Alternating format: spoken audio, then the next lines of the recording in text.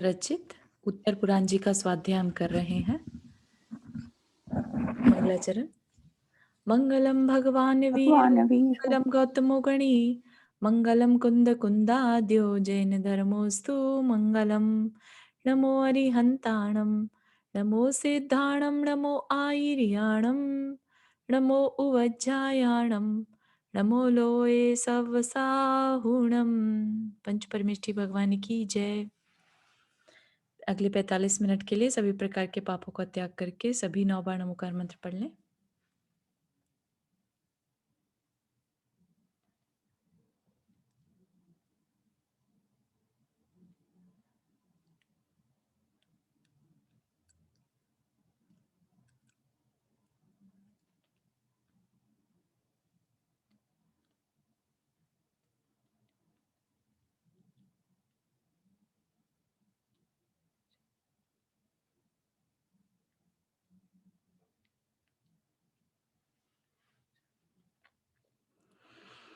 तो हम लोग पढ़ रहे थे वास्य पूज्य भगवान, है ना, तीर्थंकर वासु पूज्य जी का चरित्र। और कहाँ तक पहुंचे थे हमने? जब उनका केवल ज्ञान प्राप्त हो गया, उनका ज्ञान कल्याणक मनाया गया, है ना। अब वे जिन राज हो गए, तो अब वो केवली हो गए, है ना। सौधर्म आदि इंद्रों ने उसी समय आकर उनकी पूजा की, जैसे उन्हें केवल ज्ञान हुआ और क्या हुआ, वहां पर समूह शरण की रचना हो गई, है ना।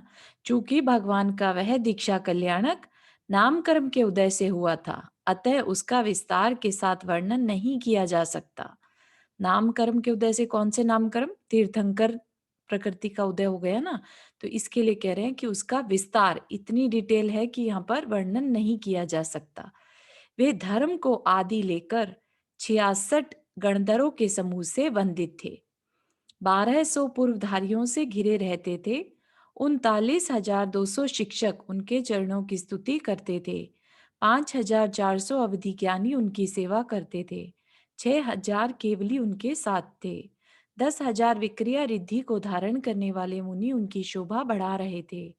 6,000 मनः पर्याय ज्ञानी उनके चरण कमलों का आदर करते थे और 4,200 वादी उनकी उत्तम प्रसिद्धि को बढ़ा रहे थे। इस प्रकार सब मिलकर 72,000 मुनियों से सुशोभित थे।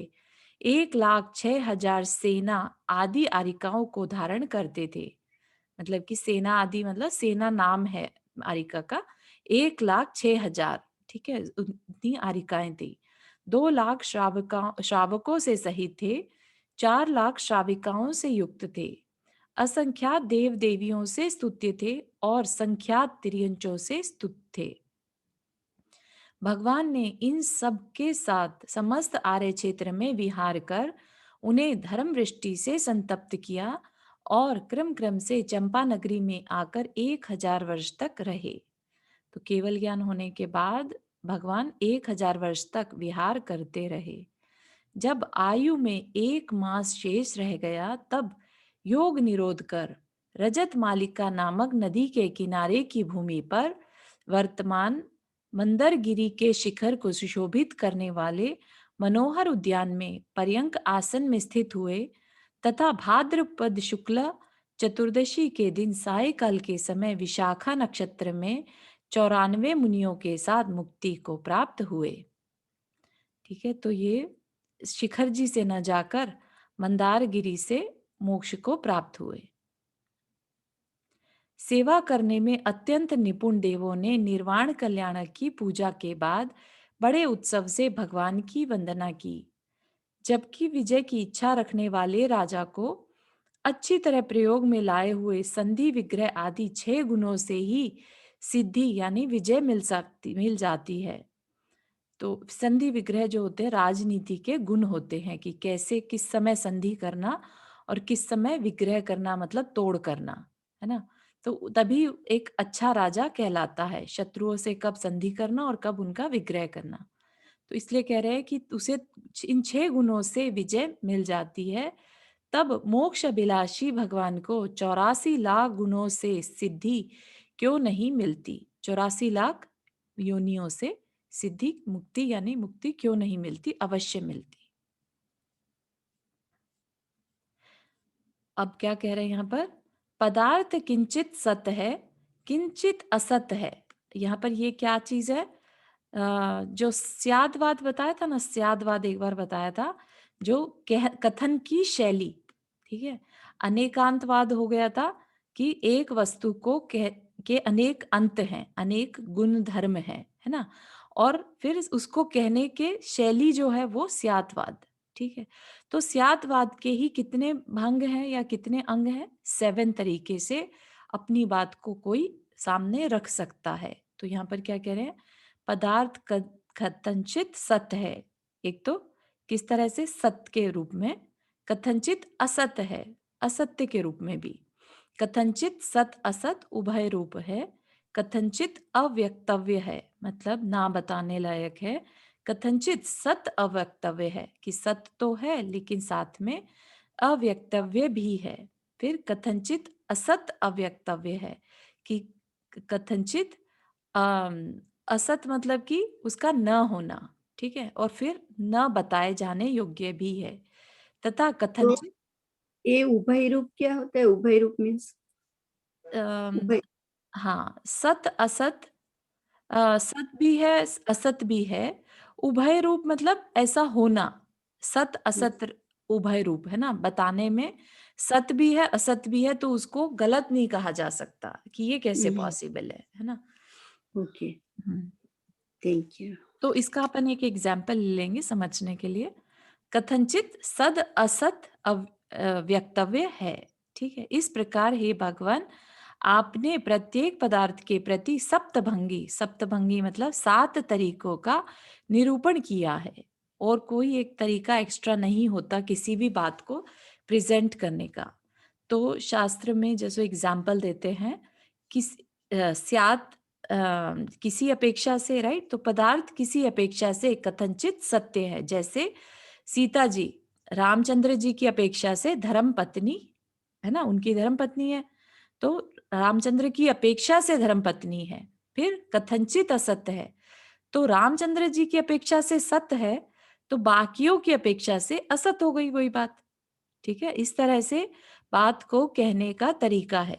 फिर किसी अपेक्षा से वो रामचंद्र जी की पत्नी तो है, लेकिन दूसरी अपेक्षा से बाकियों की पत्नी नहीं है, ठीक है ना।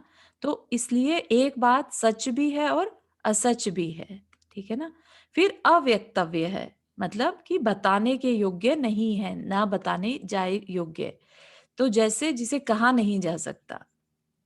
तो सीता जी रामचंद्र की अपेक्षा से तो धर्म पत्नी है, अन्य पुरुषों की अपेक्षा से तो दोनों अपेक्षाओं को एक साथ नहीं कहा जा सकता, है ना। एक बार ये बताना पड़ेगा कि इस अपेक्षा से है और इस अपेक्षा से नहीं है। लेकिन अगर दोनों बात को एक साथ कहना हो तो नहीं कहा जा सकता, इसलिए अव्यक्तव्य है।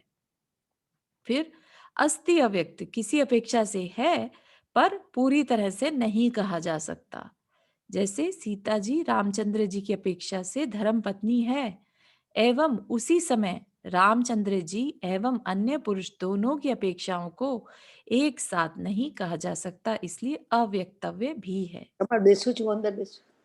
है ना। तो इस तरह से अपने को बात को कहने के तरीके हैं ये, ठीक है। ये चीज है सप्तभंगी, 7 तरीकों से बात को प्रेजेंट करना, ठीक है। किसी अपेक्षा से हम प्रेजेंट करके कहते हैं कि ये है ना। और कभी हम कहते हैं ये नहीं है, इस अपेक्षा से कह रहे हैं, ठीक है। मुख्यता गौणता वर्ड भी यहाँ पर सम्मिलित हो जाते हैं। कभी हम किसी चीज की मुख्यता से कोई बात कहते हैं तो दूसरी चीज को गौण कर देते हैं, ठीक है ना। गौण मतलब कम कर देते हैं और किसी चीज को इम्पोर्टेंस दे देते हैं, राइट। तो इस तरीके से बात को कहने के तरीके का निरूपण किसने किया? भगवान ने किया, अपनी दिव्य ध्वनि में बताया। तो क्या कह रहे हैं? इसलिए आप सत्यवादी रूप से प्रसिद्ध हैं। फिर हे वास पूज्य देव, आप पूज्य क्यों ना हो। तो अगर कोई भी बात सप्तभंगी रूप से कही जाएगी तो वो हमेशा सत्य की कैटेगरी में आएगी, क्योंकि हमने अपेक्षा लगा दी, है ना। हम कोई बात कह रहे हैं और दूसरे को लगता है कि ये बात कैसे पॉसिबल है, ये तो गलत कह रहा है इंसान, है ना। उसको लगता है कि ये झूठ बोल रहा है। लेकिन जब बोलने वाले से पूछा गया तो उसने कहा कि मैं इस अपेक्षा से कह रहा था, ठीक है ना। तो अपेक्षा होने से फिर वो सच और झूठ का निरूपण हो जाता है, वो हमेशा सत्य की कैटेगरी में आ जाता है। जैसे एक पिता और पुत्र का एग्जाम्पल हमने पहले लिया था कि एक पिता पुत्र की अपेक्षा से पिता है, राइट, लेकिन अपने पिता की अपेक्षा से वो पुत्र है। तो कोई कह दे कि ये हमेशा पिता पिता पिता करते हैं, पुत्र आज पुत्र अचानक से क्यों कह रहे हैं, तो क्योंकि उन्होंने अपेक्षा बदल दी। ठीक है ना। अपेक्षा बदल जाने से वाक्य बदल जाएगा, मीनिंग बदल जाएगा। ठीक है, तो कथन की शैली हो गई ना ये। तो इस तरह से भगवान ने बताया कि ऐसे अगर तुम बात करोगे अपेक्षा लगाकर तो हमेशा सत्यवादी ही कहलाओगे। धर्म दया रूप है, परंतु वह दया रूप धर्म परिग्रह सहित पुरुष के कैसे हो सकता है। तो बहुत बड़ी बात बता दी यहाँ पर कि जो धर्म दया से युक्त है वही असली है ना। लेकिन दया रूप होने के लिए क्या होना जरूरी है, उसमें परिग्रह से रहित होना जरूरी है, क्योंकि परिग्रह से सहित पुरुष या व्यक्ति कभी भी दयावान नहीं हो सकता पूर्ण रूप से। अगेन समझिएगा कि ऐसा नहीं कि उसमें दया नहीं है, लेकिन धर्म निभाने के लिए जितनी दया चाहिए वो परिग्रह रहित ही पॉसिबल है। जैसे वर्षा पृथ्वी तल का कल्याण करने वाली है, परंतु प्रतिबंध के रहते हुए कैसे हो सकती है। प्रतिबंध मतलब अगर उस वर्षा को रोक दिया जाए, पृथ्वी तक पहुंचने ही नहीं दिया जाए, तो फिर वो पृथ्वी तल का कल्याण कैसे कर सकती है। इसी तरह से दया में अगर परिग्रह जुड़ा है तो फिर वह प्रतिबंध की तरह से काम करेगा और वह धर्म रूप नहीं कहला सकता, क्योंकि उसका जो हृदय है वो कलुषित ही रहेगा, क्योंकि उसके अंदर हमेशा एक शल्य लगी है कि मुझे कमाना है, मुझे इकट्ठा करना है, मुझे इसका संरक्षण करना है, मुझे इसकी सेफ्टी करनी है ना। तो इसलिए उसके अंदर पूर्णतया दया नहीं आ सकती है ना, इस वजह से। इसलिए आपने अंतरंग बहिरंग दोनों परिग्रहों के त्याग का उपदेश दिया है। ठीक है, यहां पर किसी को कोई प्रश्न।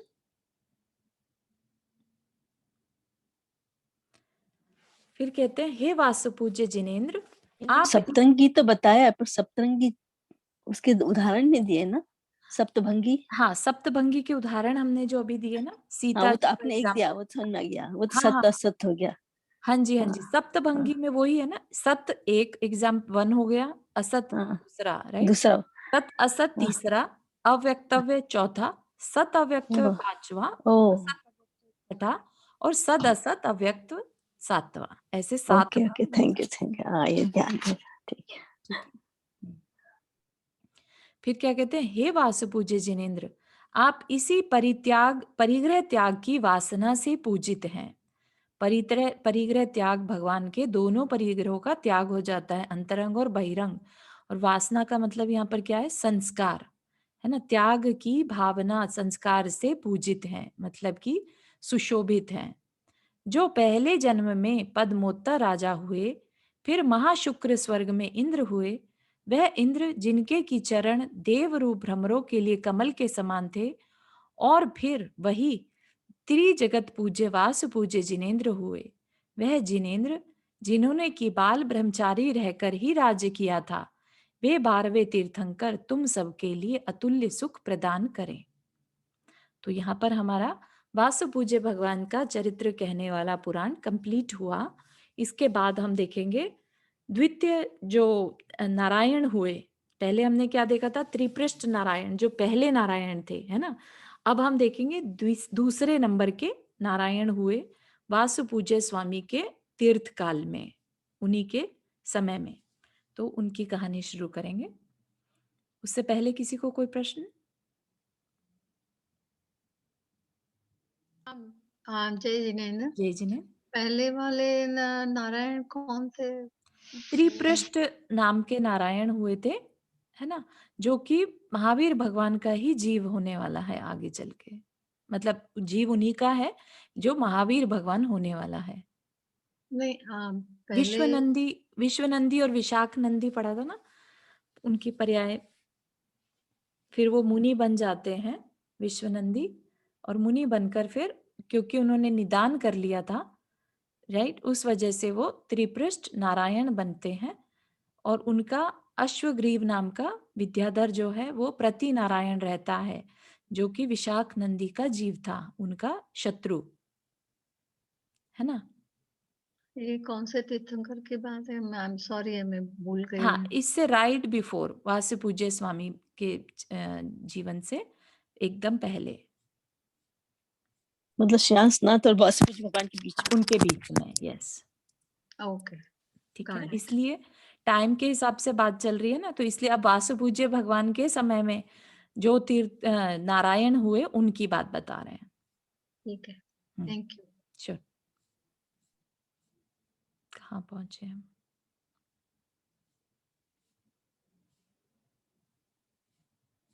सॉरी, मैं ज्यादा घुमा दिया हाथ। ठीक है, यहाँ पर श्री वासुपूज्य स्वामी के तीर्थ में द्विपृष्ठ नाम का राजा हुआ, जो 3 खंड का स्वामी था और दूसरा अर्धचक्री यानी नारायण था। यहाँ उसका 3 जन्म संबंधी चरित्र कहता हूँ, जिसके सुनने से भव्य जीवों को संसार से बहुत भारी भय उत्पन्न होगा। इसी जम्बूद्वीप के भरत क्षेत्र में एक कनकपुर नाम का नगर है। उसके राजा का नाम सुषेण था। सुषेण के एक गुणमंजरी नाम की नृत्यकारिणी थी। नृत्यकारिणी मतलब नृतिका थी, उनके दरबार में कह लीजिए, नगर में। वह नृत्यकारिणी रूपवती थी, सौभाग्यवती थी, गीत नृत्य तथा बाजे बजाने आदि कलाओं में प्रसिद्ध थी और दूसरी सरस्वती के समान जान पड़ती थी। इसलिए सब राजा उसे चाहते थे। उसी भरत क्षेत्र में एक मलय नाम का मनोहर देश था। उसके विंध्यपुर नाम के नगर में विंध्य शक्ति नाम का राजा रहता था। जिस प्रकार मधुरता के रस से अनुरक्त हुआ भ्रमर आम्र मंजरी के देखने में आसक्त होता है, उसी प्रकार वह राजा मतलब विंध्य शक्ति गुण मंजरी के देखने में आसक्त था। उसने नृत्यकारिणी को प्राप्त करने की इच्छा से सुषेण राजा का सम्मान कर उसके पास रत्न आदि की भेंट लेकर चित्त को हरण करने वाला एक दूत भेजा। तो उसने चाहा कि वो नृत्यकारिणी नृत्य जो करने वाली है वो उसको मिल जाए। सुषेण राजा के पास मैसेंजर भेजा। उस दूत ने भी शीघ्र जाकर सुषेण महाराज के दर्शन किए, यथा योग्य भेंट दी और निम्न प्रकार समाचार कहा। उसने कहा कि आपके घर में जो अत्यंत प्रसिद्ध नर्तकी रूप महारत्न है, उसे आपका भाई विंध्य शक्ति देखना चाहता है। हे राजन, इसी प्रयोजन को लेकर मैं यहाँ भेजा गया हूँ। आप भी उस नृत्यकारिणी को भेज दीजिए, मैं उसे वापस लाकर आपको सौंप दूंगा। दूत के ऐसे वचन सुनकर सुषेण क्रोध से अत्यंत कांपने लगा और कहने लगा कि जा जा, नहीं सुनने योग्य तथा अहंकार से भरे हुए इन वचनों से क्या लाभ है। इस प्रकार सुषेण राजा ने खोटे शब्दों द्वारा दूत की बहुत भारी भर्त्सना की। भर्त्सना मतलब डिसरिस्पेक्ट की। दूत ने वापस आकर यह सब समाचार राजा विंध्य शक्ति से कह दिए। दूत के वचन सुनने से वह भी बहुत भारी क्रोध रूपी ग्रह से आविष्ट हो गया, अर्थात अत्यंत कुपित हो गया और कहने लगा कि रहने दो, क्या दोष है। तदनंतर मंत्रियों के साथ उसने कुछ गुप्त विचार किया। कूट युद्ध में चतुर श्रेष्ठ योद्धाओं के आगे चलने वाला और शूरवीर वह राजा अपनी सेना लेकर शीघ्र ही चला। और उसने क्या किया? राजा सुषेण पर आक्रमण कर दिया।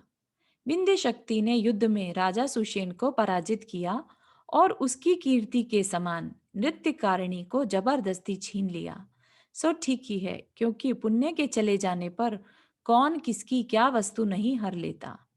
जिस प्रकार दांत का टूट जाना हाथी की महिमा को छिपा लेता है और दाढ़ का टूट जाना सिंह की महिमा को तिरोहित कर देता है, उसी प्रकार मान भंग राजा की महिमा को छिपा देता है। उस मान भंग से, उस डिसरिस्पेक्ट से राजा सुषेण का दिल टूट गया। अतः जिस प्रकार पीठ टूट जाने से सर्प एक पद भी नहीं चल पाता, उसी प्रकार वह भी अपने स्थान से एक पद भी नहीं चल सका। किसी एक दिन उसने विरक्त होकर धर्म के स्वरूप को जानने वाले ग्रह त्यागी सुव्रत जिनेन्द्र से धर्म उपदेश सुना और निर्मल चित्त से इस प्रकार विचार किया कि वह हमारे किसी पाप का ही उदय था, जिससे विंध्य शक्ति ने मुझे हरा दिया।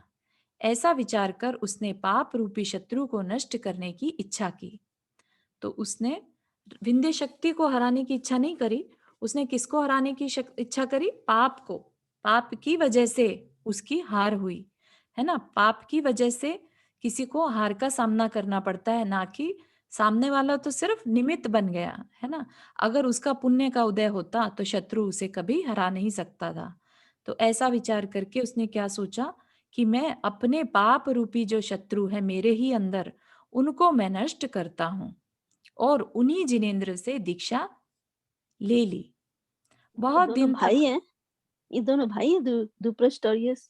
हाँ, लुक्स लाइक, और नहीं थे तो भी कहने में अगर भाई हैं तो मतलब काफी अच्छी हाँ, जान पहचान थी हाँ, उनकी। कहा है। लिखा हुआ है ना, हाँ, तो वैसा ही मानेंगे।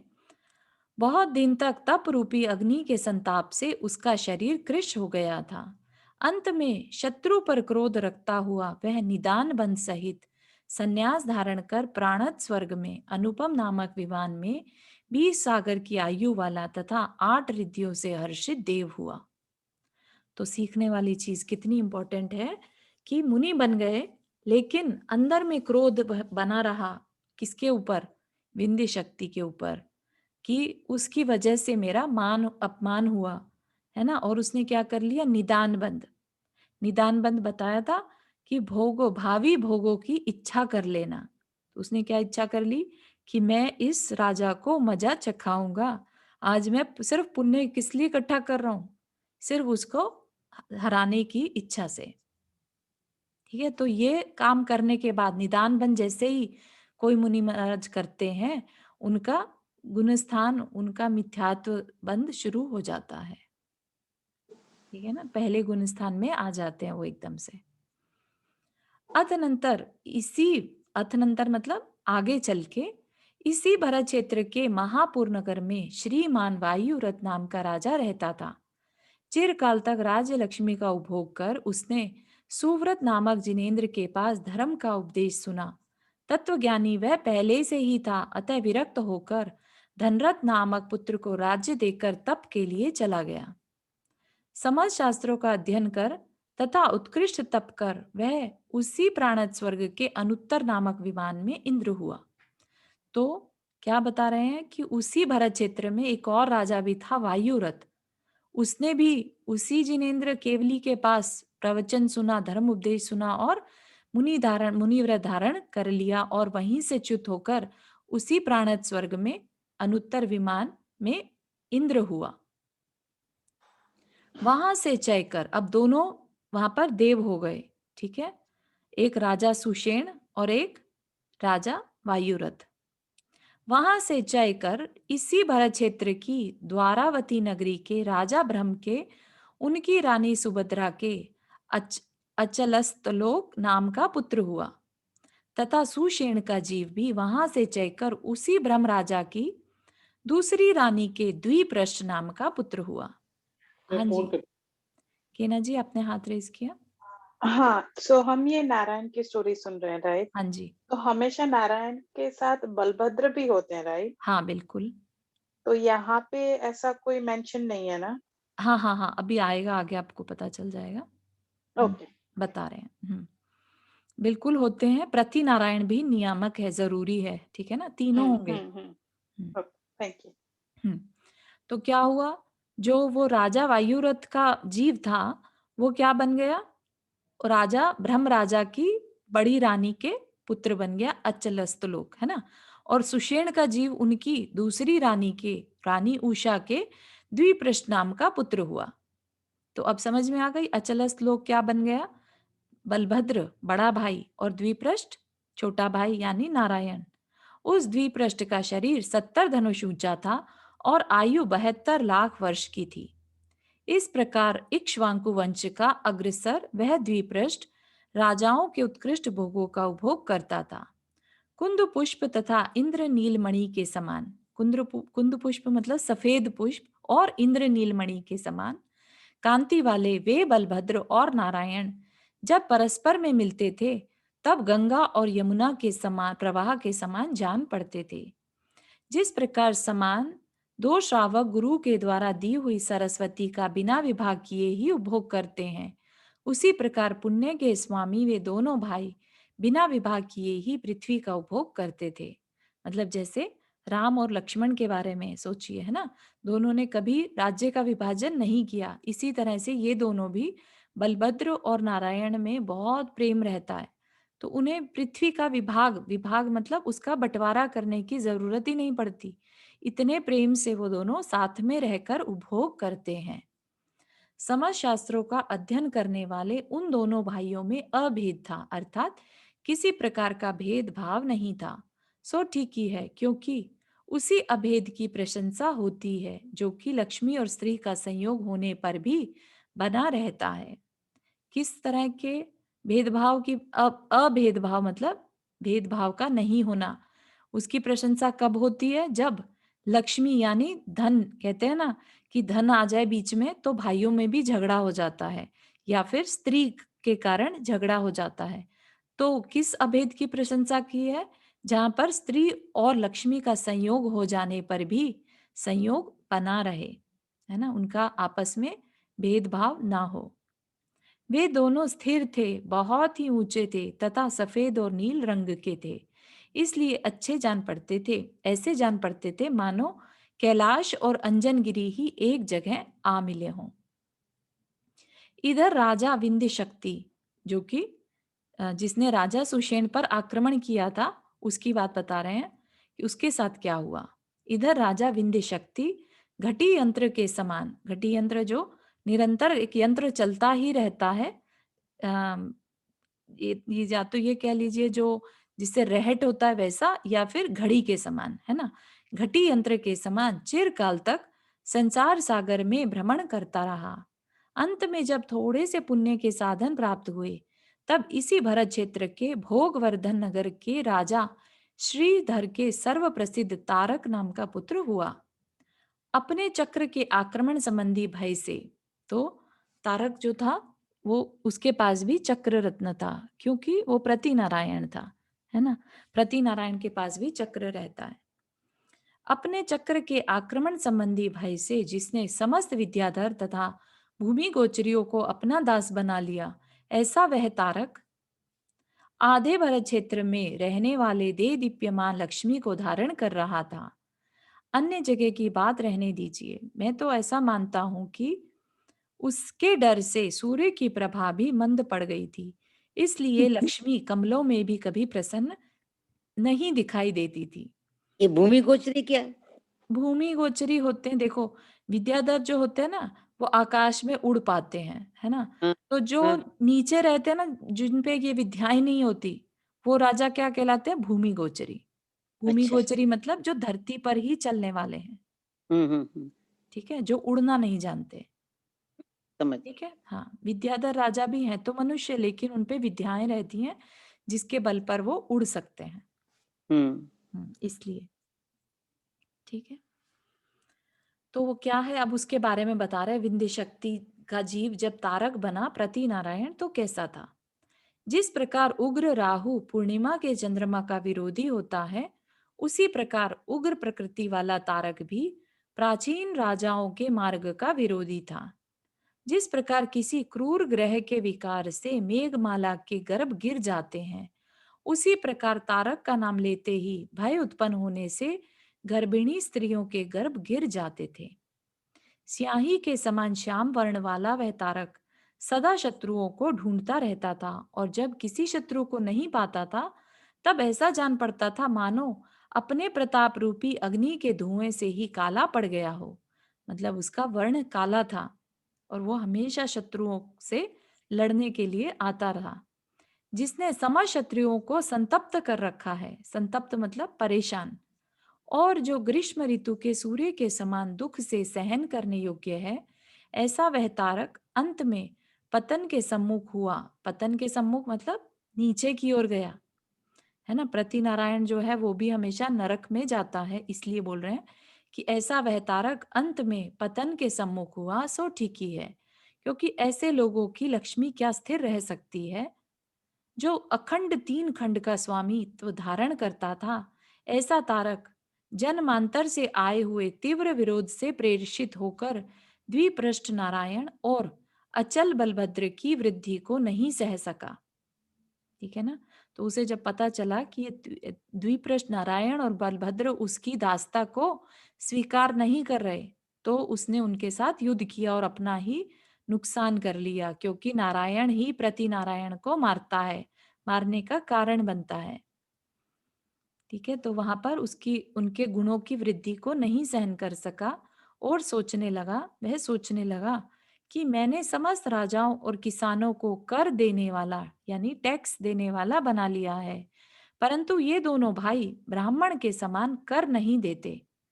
वहां पर उस समय में ब्राह्मण कर नहीं दिया करते होंगे, तो कह रहे कि दोनों भाई नहीं देते, बाकी सब राजा और सब किसान मुझे कर देते हैं, यानी टैक्स देते हैं। इतना ही नहीं, ये दुष्ट मतलब गर्भ- रावण और नारायण उसकी मतलब हम्म, लक्ष्मण की वाली स्टोरी आ गई। हाँ ये बिल्कुल लक्ष्मण वैसा जी ही, नारायण थे और वो बिल्कुल बिल्कुल। प्रतिनारायण था ना, वो रावण। ऐसा हाँ। ही। तो कारण कोई भी बने दोनों के युद्ध का, ठीक है ना, जैसे अभी के राम जी के और लक्ष्मण जी के केस में सीता जी कारण बन गई, लेकिन यहाँ पर तो सीता जी का नहीं है एग्जाम्पल, राइट। स्त्री कोई कारण नहीं बनी, किसी स्त्री का हर अपहरण नहीं हुआ, लेकिन कोई ना कोई कारण, कारण क्या बना, अहंकार, है ना। प्रति नारायण को अहंकार रहता है, तो अपने अहंकार के कारण वो अपना नुकसान कर लेता है। तो क्या कह रहे हैं, इतना ही नहीं, दुष्ट गर्भ से युक्त भी है, अपने घर में बढ़ते हुए दुष्ट सांप को कौन सहन करेगा। ये दोनों ही मेरे द्वारा नष्ट किए जाने योग्य शत्रुओं की श्रेणी में स्थित हैं, तथा अपने स्वभाव से दूषित भी हैं, है ना। तो जो बुरे लोग होते हैं उन्हें अच्छे लोगों में भी कमियां नजर आने लगती हैं, अपने स्वभाव से दूषित भी हैं, अतः जिस किस प्रकार दोष लगाकर इन्हें अवश्य ही नष्ट करूंगा। इस प्रकार अपाय का विचार कर उनके दुर्वचन कहने वाला एक कलह प्रेमी दूत भेजा, और वह दुष्ट दूत भी सहसा उन दोनों भाइयों के पास जाकर इस प्रकार कहने लगा कि शत्रुओं को मारने वाला तारक महाराज ने आज्ञा दी है कि तुम्हारे घर में जो एक बड़ा भारी प्रसिद्ध गंध हस्ती मतलब हाथी, वह हमारे लिए शीघ्र ही भेजो, अन्यथा तुम दोनों के सिर खंडित कर अपनी विजयी सेना के द्वारा उस हाथी को जबरदस्ती मंगा लूंगा। इस प्रकार उस कलहकारी दूत के द्वारा कहे हुए असभ्य तथा सहन करने के अयोग्य वचन सुनकर पर्वत के समान अचल, उदार तथा धीरोदात धीरोदात मतलब गंभीर प्रकृति के धारक अचल बलभद्र इस प्रकार कहने लगे कि हाथी क्या चीज है, तारक महाराज ही अपनी सेना के साथ शीघ्र आए।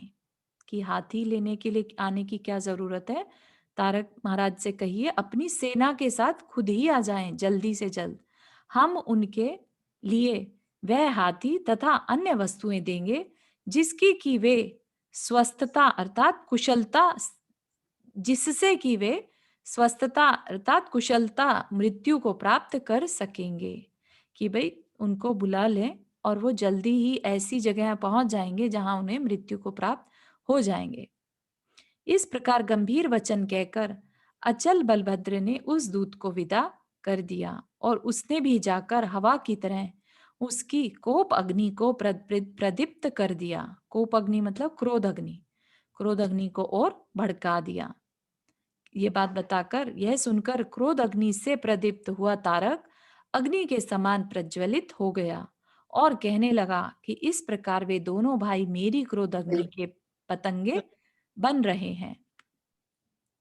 उसने मंत्रियों के साथ बैठकर किसी कार्य का विचार नहीं किया, किसी से भी मंत्रणा नहीं की। याद होगा ना, रावण ने भी किसी की नहीं सुनी थी।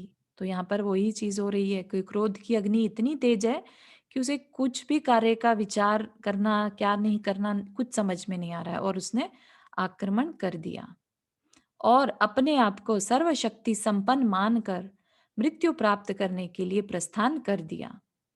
अन्याय करने के सम्मुख हुआ वह मूर्ख षडंग सेना के समस्त पृथ्वी को कांपाता हुआ उदय होने से सम्मुख हुए उन दोनों भाइयों के पास जा पहुंचा, अपनी 6 अंग की सेना लेकर, और पृथ्वी को हिलाता हुआ कंपाता हुआ, जैसे सेनाएं चलेंगी तो पृथ्वी में थोड़ा कंपन तो होगा ही ना, ऐसा करता हुआ वो दोनों भाइयों के पास जा पहुंचा। उसने सब मर्यादा का उल्लंघन कर दिया था, इसलिए प्रलय काल के समुद्र को भी जीत रहा था। इस प्रकार अतिशय दुष्ट तारक ने शीघ्र ही जाकर अपनी सेना रूपी ज्वार भाटा के द्वारा अचल और द्विपृष्ठ के नगर को घेर लिया। जिस प्रकार कोई पर्वत जल की लहर को अनायास ही रोक देता है, मतलब कि जल अगर बह रहा है और सामने एकदम से पर्वत आ जाए तो जल की लहर रुक जाएगी, उसी प्रकार पर्वत के समान स्थिर रहने वाले अचल ने, अचल कौन है? बलभद्र। बलभद्र ने अपनी सेना के द्वारा उसकी निस्सार सेना को अनायास ही रोक दिया था। जिस प्रकार सिंह का बच्चा मत हाथी के ऊपर आक्रमण करता है, उसी प्रकार उद्धत प्रकृति, उद्धत मतलब एकदम उग्र प्रकृति वाले द्विपृष्ठ ने भी एक पराक्रम की सहायता से ही बलवान शत्रु पर आक्रमण कर दिया। तारक ने यद्यपि चिरकाल तक युद्ध किया, पर तो भी वह द्विपृष्ठ को पराजित करने में समर्थ नहीं हो सका। अंत में उसने यमराज के चक्र के समान अपना चक्र घुमाकर फेंका। वह चक्र द्विपृष्ठ की प्रदक्षिणा देकर उस लक्ष्मीपति की दाहिनी भुजा पर स्थिर हो गया और उसने उसी चक्र से तारक को नरक भेज दिया। मतलब कि तारक का मरण हो गया और मरण के बाद वो नरक गति को प्राप्त हो गया। उसी समय द्विपृष्ठ 7 उत्तम रत्नों का तथा 3 खंड पृथ्वी का स्वामी हो गया और अचल बलभद्र बन गया तथा 4 रत्न उसे प्राप्त हो गए। दोनों भाइयों ने शत्रु राजाओं को जीतकर दिग्विजय किया और श्री वासपूज्य स्वामी को नमस्कार कर अपने नगर में प्रवेश किया। चिरकाल तक 3 खंड का राज्य कर अनेक सुख भोगे। आयु के अंत में मरकर द्विपृष्ठ 7वें नरक गया। भाई के वियोग से अचल को बहुत शोक हुआ, जिससे उसने श्री वासपूज्य स्वामी का आश्रय लेकर संयम धारण कर लिया तथा मोक्ष लक्ष्मी के साथ समागम प्राप्त किया, अर्थात वो उसने सिद्ध पद को प्राप्त किया। उन दोनों भाइयों ने किसी पुण्य का बीज पाकर 3 खंड की पृथ्वी पाई, अनेक विभूतियां पाई और साथ ही साथ उत्तम पद प्राप्त किया, परंतु उनमें से एक तो अंकुर के समान फल प्राप्त करने के लिए ऊपर की ओर गया। कभी बीज बोते हैं अगर तो हमेशा ऊपर की तरफ जाता है ना, बीज का जो भी निकलता है हमेशा, है ना, तो इसलिए बोल रहे अंकुर के समान ऊपर की ओर। और दूसरा, पाप से युक्त होने के कारण फल हित जड़ के समान नीचे की ओर गया। जड़ हमेशा नीचे की ओर खींचती है। इस प्रकार द्विपृष्ठ तथा अचल का जो भी जीवन वृत्त घटित हुआ, वह सब कर्मोदय से ही घटित हुआ है, ऐसा विचार कर विशाल बुद्धि के धारक आर्य पुरुषों को पाप छोड़कर उसके विपरीत समस्त सुखों का भंडार जो पुण्य है वही करना चाहिए। और पुण्य भी कैसा करना चाहिए? पुण्य इसलिए नहीं कमाना है कि हमें आगे भविष्य में भोग मिल जाए, नहीं तो वो पुण्य किसका क्या कारण बन जाएगा? हमारे पतन का ही कारण बनेगा। हमें पुण्य कैसा कमाना है कि हमारी ऊर्ध्व गति ही हो, हमें मोक्ष की प्राप्ति हो, इस भावना के साथ पुण्य कमाना है, ठीक है ना? तभी वो हमारे पुण्यानुबंधी पुण्य कहलाएगा, पुण्य का बंद करने वाले पुण्य, नहीं तो पापानुबंधी पुण्य हो जाएगा। राजा द्विपृष्ठ पहले इसी भरत क्षेत्र के कनकपुर नगर में सुषेण नाम का प्रसिद्ध राजा हुआ। फिर तपश्चरण कर 14वें स्वर्ग में देव हुआ। तदनंतर 3 खंड की रक्षा करने वाला द्विपृष्ठ नाम का अर्धचक्री हुआ और इसके बाद परिग्रह के महान भार से मरकर 7वें नरक गया। बोलते हैं ना, बहु आरंभ परिग्रह किसका कारण है? नरक गति का, है ना? तो वो राजा जो है द्विपृष्ठ राजा, वो कुछ भी छोड़ नहीं पाया मरण के समय और उसकी वजह से 7वें नरक गया। बलभद्र पहले महापुर नगर में वायु रथ राम का राजा हुआ, फिर उत्कृष्ट चारित्र प्राप्त कर उसी प्राणद स्वर्ग के अनुत्तर विमान में उत्पन्न हुआ। तदनंतर द्वारावती नगरी में अचल नाम का बलभद्र हुआ और अंत में निर्वाण प्राप्त कर त्रिभुवन के द्वारा पूज्य हुआ। प्रति नारायण तारक पहले प्रसिद्ध विंध्य नगर में विंध्य शक्ति नाम का राजा हुआ, फिर चिरकाल तक संसार वन में भ्रमण करता रहा। कदाचित थोड़ा पुण्य का संचय कर श्री भोगवर्धन नाम का राजा तारक हुआ और अंत में द्विपृष्ठ नारायण का शत्रु होकर उनके हाथ से मारा जाकर महापाप के उदय से अंतिम पृथ्वी में नारकी उत्पन्न हुआ।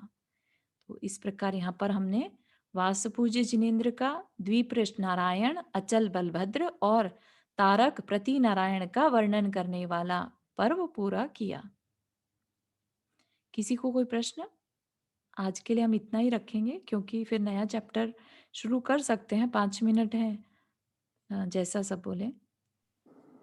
कल बहुत अच्छा दिन है। कल लाइक विमलनाथ भगवान का कल केवल ज्ञान कल्याण है। अच्छा, तो कल ही शुरू करेंगे। विमलनाथ स्वामी का चरित्र हम शुरू करने वाले थे, है ना? बहुत सुंदर। तो किसी को कोई प्रश्न या कुछ भी डिस्कशन करना हो, वी हैव 5 हाँ, मिनट। चारू एक चीज जी। पूछनी थी हाँ जी कि जो ये जैसे उसमें गए नरक में, जी। तो अचल नाम का जो बलभद्र हुआ, मैं थोड़ा कंफ्यूज हो गई इसलिए हाँ जी पूछ रही हूँ। हाँ जी। अचल नाम का बलभद्र हुआ, तो बलभद्र तो नरक में नहीं गए ना, ये बलभद्र वो तो त्रिपुष्ट वो गए, तो त्रिपृष्ठ भी गए और तारक भी गए।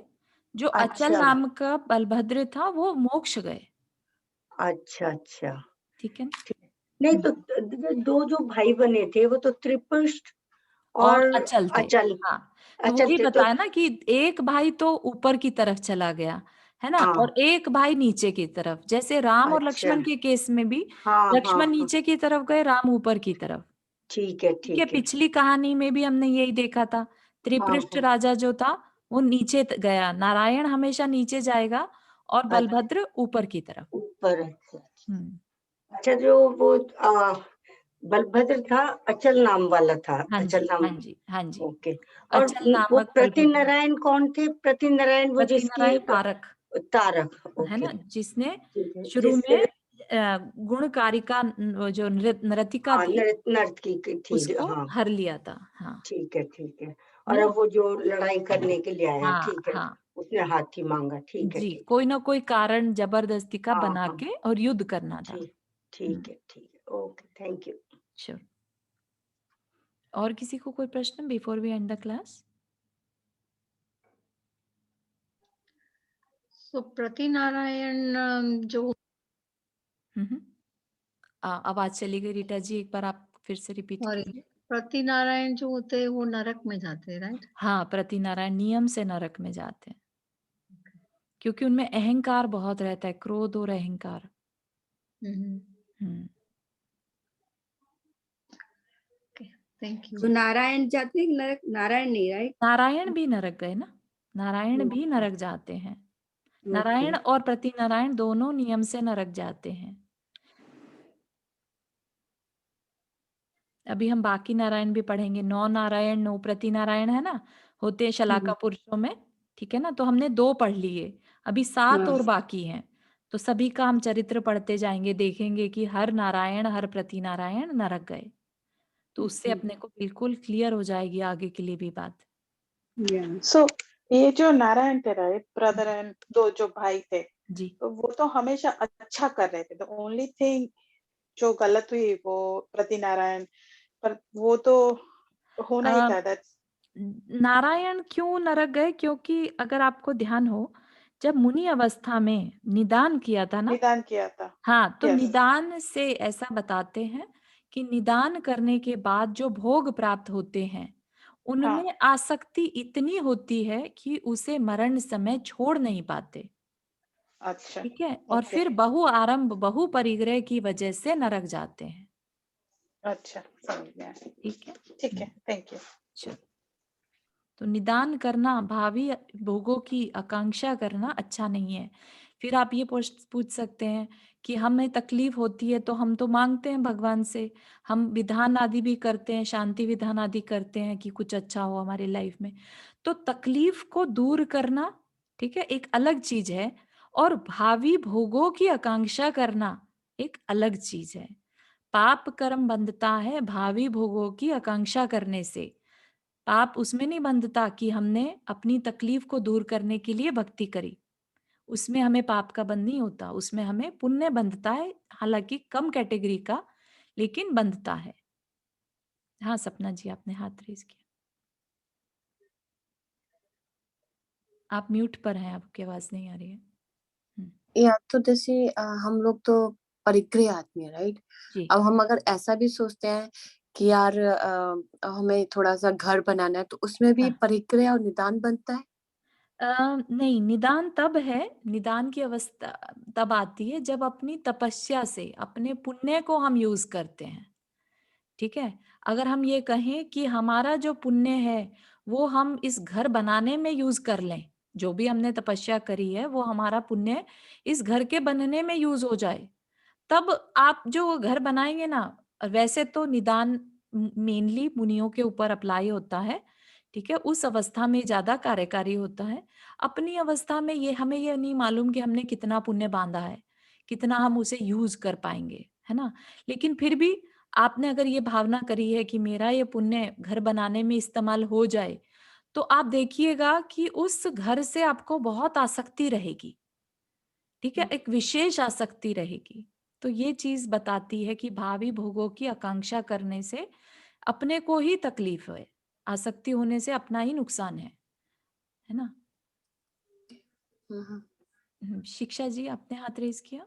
हाँ, मैं एक बात बोल सकती हूँ क्या? जी, जी पूछिए, बोलिए। ये क्लास 5 बजे शुरू नहीं हो सकती क्या? 4:30 बजे खाना खाने का टाइम रहता है, तो मेरे को बहुत नहीं जॉइन कर पाती हूँ मैं। अच्छा, अच्छा, यदि अच्छा। सब लोग मंजूर करें तो, क्योंकि हाँ, रात में खाना नहीं होता है, तो दिन में खाना पड़ता है, तो शाम के टाइम पे आई खाने का टाइम रहता अंडरस्टैंड, है। I totally understand. तो अभी दिन थोड़े बड़े होने लगे ना, तो अब पहले तो हो जाता था एडजस्ट, क्योंकि उसके पहले जी, अभी जी, दिन जी। देर से डूबता था। हाँ, हाँ, अभी हाँ, हाँ, सही है। तो जी, तो अ, देख सकते हैं हमारा जैसे ग्रुप में हाँ, यदि आप विचार करें और हम आपको इच्छा जल्दी हो कर दे तो instead of making it let, क्योंकि फिर शाम हो जाती है ना, 6 बज हो जाते हैं तो फिर हाँ, तो नहीं, बस वैसे बोला मैंने, कोई जरूरी नहीं है, मैं हाँ, कोशिश हाँ, नहीं करूंगी। अर्ली कर सकते हैं इंस्टेड ऑफ 4:30 3:30 और ऐसे 3 हाँ, o'clock।